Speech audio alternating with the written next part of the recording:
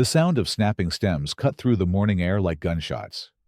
Delicate tomato seedlings lay crushed beneath expensive white sneakers, their green promise bleeding into dark soil. Marigold petals scattered like confetti at a funeral, while pristine cucumber vines hung limp from their stakes, severed at the roots. Margaret Whitmore stepped back to admire her handiwork, brushing dirt from her perfectly manicured hands. The Riverside Community Garden, once a vibrant testament to youth initiative, now resembled a battlefield. 27 meticulously tended plots lay in ruins, each one representing months of careful planning, weekend dedication, and dreams of fresh vegetables for families who couldn't always afford organic produce. "This'll teach them to follow proper procedures," she muttered, adjusting her pearl necklace with satisfaction. The morning sun caught the gold lettering on her blazer pocket, Riverside Heights, HOA President. To Margaret, those words meant power, order, and the divine right to maintain property values at any cost. What she didn't notice was the figure standing 30 feet away, partially hidden behind the tool shed. Dr. James Washington, 42 years old, and Riverside City's Chief Agricultural Development Officer for the past 8 years, watched in stunned silence as the woman systematically destroyed what had taken his youth program 6 months to establish. His dark hands trembled slightly as he reached for his phone, thumb hovering over the camera app. This couldn't be happening. Not here. Not to these kids. 3 months earlier, James had proposed the Riverside Youth Agricultural Initiative to the City Council. The idea was simple: provide underserved teenagers with garden plots where they could learn sustainable farming, develop entrepreneurial skills, and contribute fresh produce to local food banks. The program had attracted 27 participants, all between ages 14 and 18, predominantly from the African American and Latino communities that comprised 60% of Riverside's population. The project had required months of bureaucratic navigation. James had secured permits, coordinated with Parks and Recreation, arranged for water access, and even partnered with the local high school to offer agricultural science credit. Most importantly, he'd watched these young people transform from skeptical teenagers into passionate advocates for sustainable living. Keisha Robinson, 16, had grown prize-winning butternut squash. Marcus Chen, 15, had developed an innovative companion planting system that increased yield by 30%. Destiny Williams, 17, had started a small business selling herb seedlings to neighbors, saving money for college. These weren't just vegetables growing in suburban soil. They were futures taking root. Margaret continued her destruction with methodical precision. She uprooted entire rows of lettuce, stomped on carefully constructed raised beds, and kicked over rain collection barrels that had taken the kids weeks to install. Her movements were deliberate, calculated, designed for maximum impact. Unauthorized modifications to common areas violate Section 4.2 of the Homeowners Covenant, she announced to no one in particular, as if rehearsing her defense. These people need to learn respect for property values and community standards. James felt his jaw clench. These people. The phrase hung in the air like smoke from a tire fire, acrid and poisonous. He'd heard those words before, in committee meetings where his proposals were dismissed, in funding discussions where youth programs mysteriously lost budget allocation, in conversations that stopped abruptly when he entered rooms. But this was different. This was vandalism. This was destroying something beautiful that belonged to the entire community. This was targeting children who'd done nothing wrong except dare to grow food in their own neighborhood. Margaret moved toward the prize plot, the one maintained by the program's oldest participant, 18-year-old Tremaine Jackson. Tremaine had been accepted to agricultural college on partial scholarship and needed to save $3,000 for expenses his family couldn't cover. His plot contained heirloom tomatoes, organic peppers, and specialty herbs he planned to sell at the weekend farmers market. The projected income would cover his books and meal plan. She raised her foot above a particularly robust tomato plant, its branches heavy with green fruit that would ripen in 3 weeks. The morning light caught the moisture on the leaves, each drop reflecting tiny rainbows. "Stop." James's voice carried across the garden with quiet authority. Margaret froze, her foot suspended in midair, and turned toward the sound.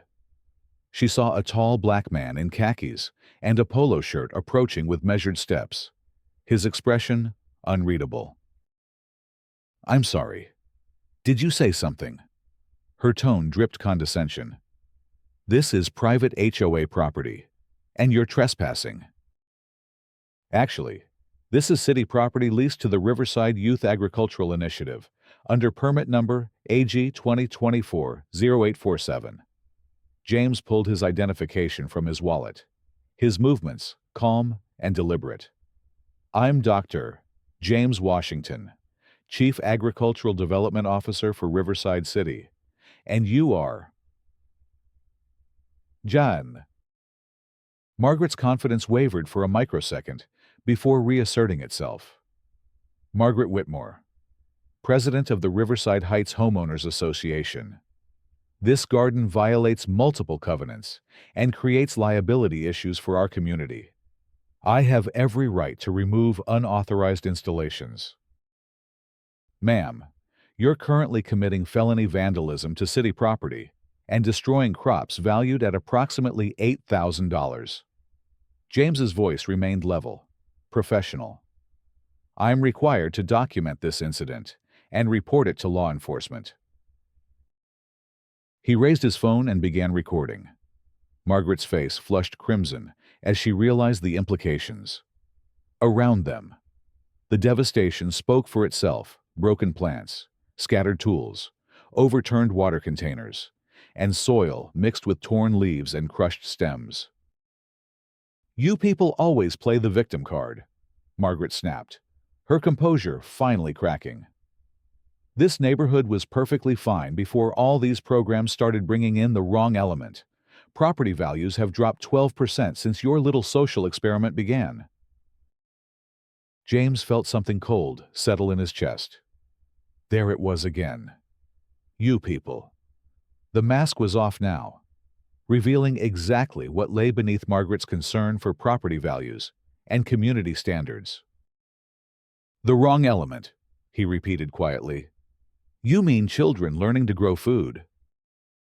"I mean troublemakers who don't respect rules or property rights. These kids have no business modifying community spaces without proper approval from residents who actually pay property taxes here." "Mrs. Whitmore, this project was approved by the City Council, the Parks Department, and the Agricultural Development Office. It has proper permits and insurance. The children you're referring to are honor students who volunteer their weekends to contribute fresh produce to local food banks." "Don't lecture me about these kids. I know exactly what they're really about." Margaret's voice rose to a shrill pitch. "Coming into our neighborhood, making noise, attracting God knows what kind of criminal element. This garden is just the beginning. Next they'll want basketball courts and who knows what else." James continued filming as Margaret dug herself deeper into a hole of her own making. Every word she spoke revealed the true motivation behind her actions, the ugly prejudice that drove her to destroy something positive and productive. "Mrs. Whitmore, you've just admitted on camera to committing a hate crime. Destroying property specifically because of the race or ethnicity of the people involved elevates this from simple vandalism to a federal offense." The blood drained from Margaret's face as the legal implications hit her. She looked around desperately, as if searching for an escape route or a witness who might support her version of events. But the garden was empty, except for the two of them, and the ruins of months of careful work. "I never said anything about race," she stammered. "This is about property values and following proper procedures." The recording will speak for itself. James lowered his phone, but didn't stop filming. I'm calling this in to law enforcement now. I recommend you contact an attorney.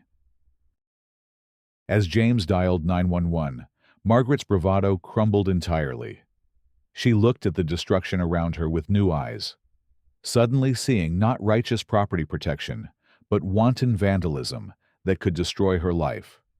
The HOA presidency, her reputation in the community, her husband's law practice. Everything could disappear because of 10 minutes of unleashed bigotry. "Wait," she said desperately. "Maybe we can work something out. I can pay for damages, help replant everything. This doesn't need to involve the police." James paused with his finger over the call button. "Mrs. Whitmore, you've destroyed 6 months of work by 27 young people who trusted this community to support their efforts. You've potentially cost one student his college funding. You've eliminated fresh produce that was destined for families who struggle to afford healthy food. And you did it all because these children don't look like you." I'm not racist. I have black friends. This is about maintaining community standards. Your black friends must be very proud of your community standards today. James pressed the call button. 911, I need to report a vandalism in progress at the Riverside Community Garden, 1247 Oak Street. The perpetrator is still on scene. While they waited for police to arrive, James walked through the devastated garden, documenting the damage with photographs and video. Each destroyed plot told a story of interrupted dreams and derailed plans. Keisha's squash vines lay wilted in the morning sun. Marcus's companion plantings were scattered like pieces of a broken puzzle. Destiny's herb seedlings, which she'd planned to sell at Saturday's market, lay crushed beneath the heel of someone who would never understand their value. Margaret stood frozen near the garden entrance, her earlier confidence replaced by panic as the reality of her situation set in. She tried calling her husband, a prominent attorney who specialized in real estate law, but his office wouldn't put her through to his morning court session. "Dr. Washington." She tried again, her voice small and desperate. "Please, I made a mistake. I'll do whatever it takes to make this right." James looked up from photographing a destroyed tomato plant. "Mrs. Whitmore, the only mistake you made was getting caught. If I hadn't been here this morning, you would have walked away satisfied with your work and never given these children another thought." Police sirens grew louder as 2 patrol cars approached. James gathered his documentation and prepared to give his statement, while Margaret fumbled for her phone again, desperately trying to reach anyone who might help her navigate the mess she'd created. Officer Sarah Martinez stepped out of the first patrol car, followed by her partner, Officer David Chen.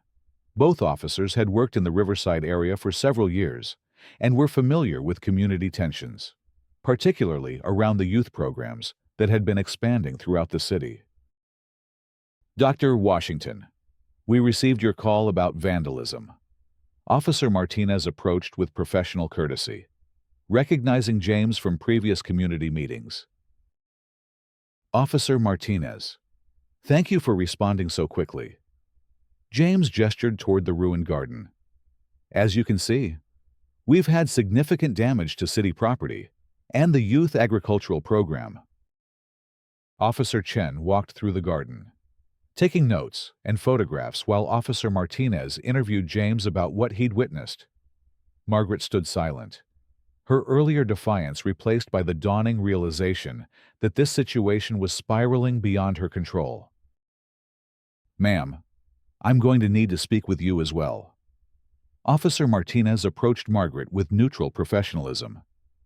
"Can you tell me your involvement in this incident?" Margaret's mouth opened and closed several times before any words emerged. "I'm Margaret Whitmore, president of the local HOA. There seems to have been some misunderstanding about property jurisdiction and permit requirements." "Mrs. Whitmore, I have video evidence of you systematically destroying plants and garden infrastructure while stating that you were removing unauthorized installations. James handed his phone to Officer Martinez. The recording also includes statements she made about the race and ethnicity of the program participants. Officer Martinez reviewed the video, while Officer Chen continued documenting damage. The footage was clear, and damning Margaret deliberately destroying property while making racially charged comments about the young people who maintained the garden. Mrs. Whitmore, based on the evidence and witness testimony, I'm placing you under arrest for vandalism of public property and hate crime enhancement. Officer Martinez began reading Miranda rights, while Officer Chen prepared handcuffs. Wait, you don't understand. Margaret's voice rose to near hysteria. I'm a pillar of this community.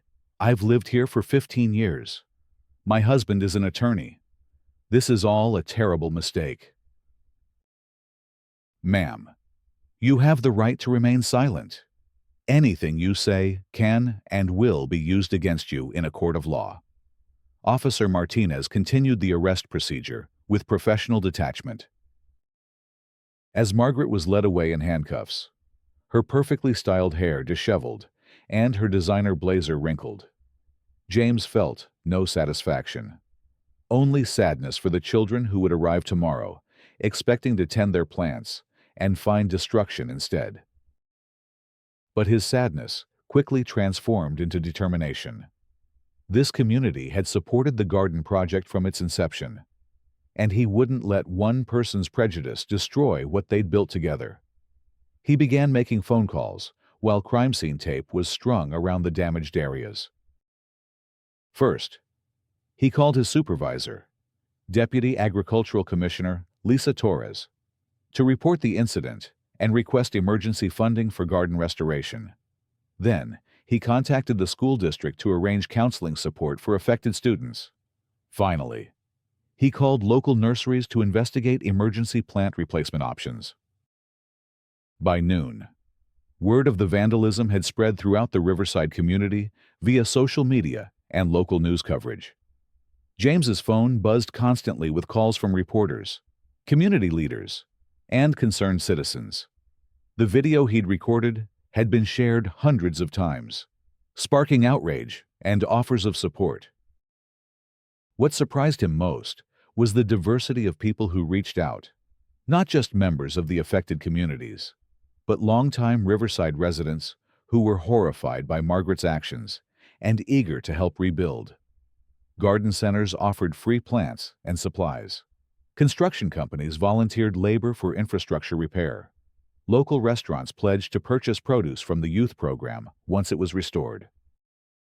That evening, James met with the 27 program participants and their families at Riverside Community Center. The room buzzed with anger, disappointment, and questions about what would happen next. Some parents demanded the program be moved to a different location where their children would be safe from harassment. Others wanted to abandon the project entirely rather than face further confrontation.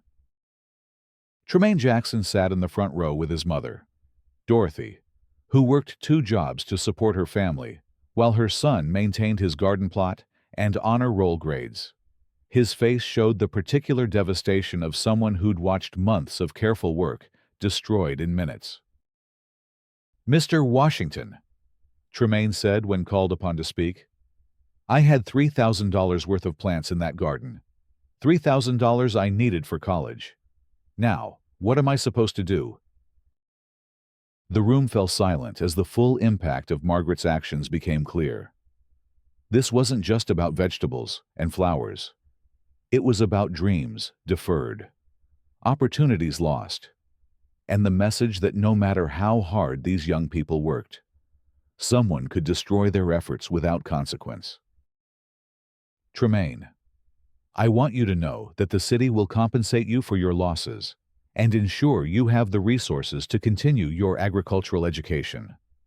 James's voice carried the weight of a personal promise.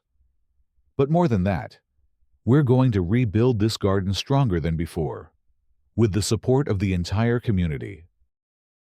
He outlined the offers of support that had poured in throughout the day, the emergency funding that had been approved, and the expanded security measures that would protect the garden going forward. But most importantly, he shared the messages from hundreds of community members who had been inspired by the youth program and wanted to ensure its continuation. Keisha Robinson raised her hand from the middle of the room. "Dr. Washington, what if she comes back? What if other people decide they don't want us there either?" It was a question that cut to the heart of everything James had struggled with throughout his career. How do you promise young people that their efforts will be protected when the world has repeatedly shown them otherwise? How do you encourage dreams when those dreams make you a target? "Keisha, I can't promise that everyone will support what we're doing, but I can promise that the city, the law, and the majority of this community will stand with you." James looked around the room at faces ranging from 14 to 60 years old, all united by a common investment in the future. What happened today was illegal, immoral, and completely unacceptable. The person responsible will face consequences, and we will not let fear stop us from growing food and building community. Dorothy Jackson stood up slowly, her work uniform still bearing the logo of the nursing home where she'd spent her day caring for elderly residents. "My son has worked harder on that garden than anything else in his life. Every weekend, every holiday. He was out there taking care of those plants, like they were his children." Her voice carried the weight of someone who'd fought for everything she had. "If y'all are serious about rebuilding, then we're serious about helping. But we need more than promises. We need action." The room erupted in applause and murmurs of agreement. James felt a surge of admiration for these families who refused to be intimidated, who saw destruction and chose reconstruction, who faced hatred with determination to prove their worth through hard work and community contribution. Over the following weeks, the Riverside Community Garden became a symbol that extended far beyond its original scope. Margaret Whitmore's arrest had been covered by regional media, sparking conversations about racial bias, community development, and the ongoing struggles faced by youth programs in diverse neighborhoods. The legal proceedings moved swiftly. Margaret's attorney, ironically her own husband, negotiated a plea agreement that included felony vandalism charges, community service, and restitution payments totaling $12,000. The hate crime enhancement meant she would serve 6 months in county jail, followed by 2 years of probation with mandatory bias education coursework. More significantly, her actions had triggered a federal investigation into the Riverside Heights HOA's practices.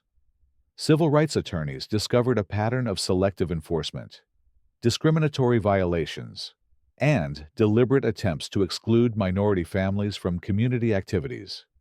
The investigation resulted in a consent decree requiring the HOA to undergo diversity training and federal oversight of their policies. Meanwhile, the garden restoration had become a community-wide effort. Local businesses competed to offer the most generous donations. Garden centers provided premium plants and soil amendments. Construction volunteers worked evenings and weekends to build raised beds that were more sophisticated than the original design. Most remarkably, the incident had attracted support from neighboring communities. Youth groups from 3 adjacent cities requested partnerships to establish similar programs in their areas. Agricultural colleges offered scholarships specifically for students involved in community gardening projects. Food banks partnered to create guaranteed purchasing agreements that would provide stable income for young farmers. Tremaine Jackson's story, in particular, had resonated with donors across the region. His college fund, initially short $3,000, now exceeded his needs by nearly $5,000. The surplus would be used to establish an ongoing scholarship fund for other program participants pursuing agricultural education. 6 weeks after the vandalism, The rebuilt garden celebrated its grand reopening with a community festival that drew over 800 attendees. Local restaurants served dishes made from produce, grown by the youth participants. Agricultural extension agents provided workshops on sustainable farming techniques. Local musicians performed while children played in areas specifically designed for family engagement. James stood at the garden's entrance, watching Tremaine demonstrate drip irrigation techniques to a group of interested neighbors. Nearby, Keisha explained companion planting principles to elementary school students who were mesmerized by the science of making plants help each other grow. Destiny had expanded her herb business into a partnership with 3 local restaurants and was training younger participants in entrepreneurial basics. The new garden was larger, more productive, and more secure than its predecessor. Motion-activated cameras and improved lighting provided protection against future vandalism. Expanded water access and tool storage meant participants could work more efficiently. Educational signage helped visitors understand the agricultural techniques being employed and the environmental benefits of local food production. But the most significant change was the broadened community ownership. The incident had forced conversations about inclusion, belonging, and shared responsibility that might have taken years to develop naturally. Neighbors who had previously ignored the garden now stopped by regularly to check on progress and offer encouragement. Mrs. Eleanor Patterson, 73 years old and a longtime Riverside resident, had become one of the program's most enthusiastic supporters. She visited the garden every morning during her walk, often bringing homemade cookies for participants and sharing stories of her own childhood experiences with Depression-era victory gardens.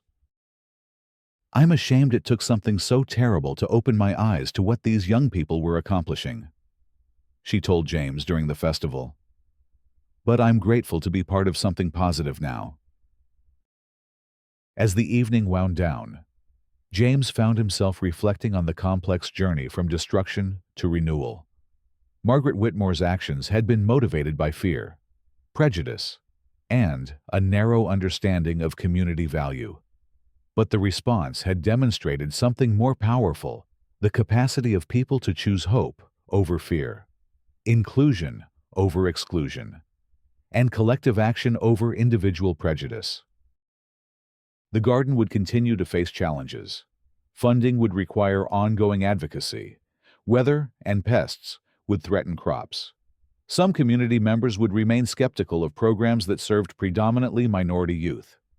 But the foundation built in response to crisis was stronger than anything that could have been created in comfortable circumstances. 3 months later, James received an invitation that would have seemed impossible during those dark morning hours when he watched Margaret destroy months of careful work.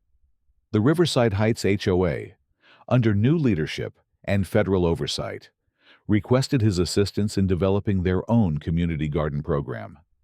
They wanted to learn from the youth initiative and create opportunities for intergenerational cooperation. The irony wasn't lost on him.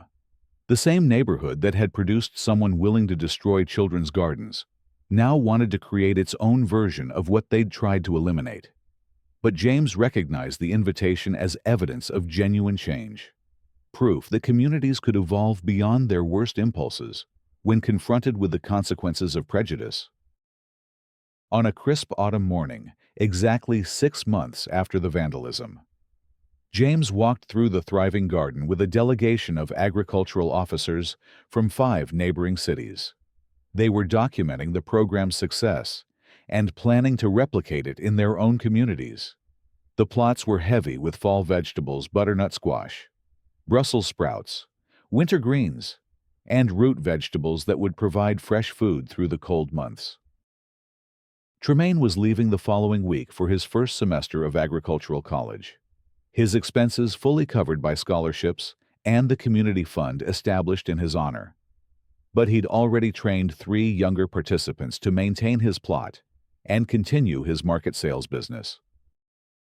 Keisha had been accepted into the State University's Environmental Science program and planned to specialize in sustainable urban agriculture. Her research proposal, based on observations from the community garden, had won a statewide student competition and earned her a research assistantship. Destiny's herb business had expanded into online sales and partnerships with farmers markets in 3 cities. She was documenting her experiences in a blog that had attracted thousands of followers interested in youth entrepreneurship and urban farming. But perhaps the most significant development was the garden's expansion beyond its original participants. Families from throughout Riverside had requested plots, creating a waiting list that extended into the following growing season. The program had inspired similar initiatives in schools, churches, and community centers across the region. As James concluded his tour with the visiting delegation, he paused at the memorial plaque installed near the garden's main entrance. It read, "In memory of plants destroyed by hatred, in celebration of community, grown from seeds of justice, dedicated to young people who transform neighborhoods through the simple act of growing food." The plaque didn't mention Margaret Whitmore by name. It didn't need to. Her legacy was written in the strength of what had grown in response to her destructive actions, in the bridges built between communities that had previously existed in isolation, and in the young people who'd learned that their dreams were worth defending. That evening, James sat in his office reviewing applications for the expanded Youth Agricultural Program. 37 new participants were requesting plots for the following season, representing diverse backgrounds and varying levels of experience. Some were motivated by environmental concerns. Others wanted to develop business skills. Many simply wanted to be part of something positive in their community. He thought about Margaret Whitmore, who was currently serving her jail sentence and would soon begin community service at a food bank that distributed produce grown by the very program she'd tried to destroy. Her attorney had indicated she was genuinely remorseful and wanted to find ways to make amends beyond her legal obligations. James wasn't sure he was ready to forgive someone who had deliberately targeted children because of their race. But he was willing to believe that people could change, that communities could heal, and that sometimes the most destructive actions could catalyze the most positive transformations. The Riverside Community Garden had become more than anyone originally envisioned. It was a place where vegetables grew alongside understanding, where young people learned that their contributions mattered, and where a community discovered that diversity strengthened rather than threatened their shared future. As autumn turned toward winter, plans were already underway for spring expansion. The garden would triple in size, incorporating additional educational components, greenhouse space for year-round growing, and program partnerships with local universities. Federal grants had been awarded to establish the Riverside model as a template for youth agricultural development nationwide.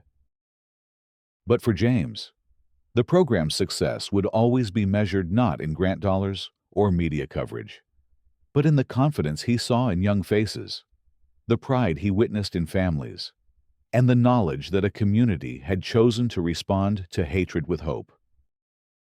On the last day of the growing season, as participants harvested their final crops and prepared beds for winter, James stood where Margaret had stood that May morning. The soil beneath his feet was rich with compost and effort. The air carried the scent of ripe tomatoes and fresh herbs. The sound of young voices planning next season's plantings filled the space where stems had once snapped under the weight of prejudice. This was what growth looked like, not just vegetables reaching toward sunlight, but people reaching toward each other, communities reaching beyond their comfort zones, and hope reaching through the darkness of human failure to find fertile ground for something better. The garden would continue. The young people would continue. The community would continue.